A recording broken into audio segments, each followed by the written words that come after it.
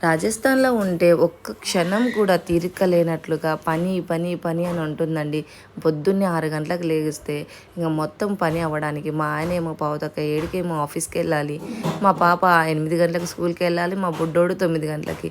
ఇలాగ వాళ్ళకి క్యారియర్లు కట్టడం, స్నానాలు చేపియడం, రెడీ చేపియడం, పంపియడం, తినిపియడం ఇదే కంటిన్యూగా ఉంటుందండి. రెస్ట్ అనేది వాళ్ళు పోయేంత వరకు అంటే ఫ్రీగా అనేది ఉండదు. అదే అమ్మ వాళ్ళ ఇంటికి వచ్చానో లేదో ప్రశాంతంగా లేసి అరుగు బయట వచ్చి కూర్చొని అమ్మతో ముచ్చట్లాడుకుంటూ మా ఇంట్లో 2 బుడతలు ఉన్నారండి.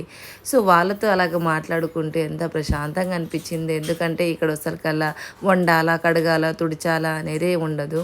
సో మీ ఇంటికి వచ్చాక ఏం వంటలు చేయరా, పని చేయరా అని అడగొచ్చు.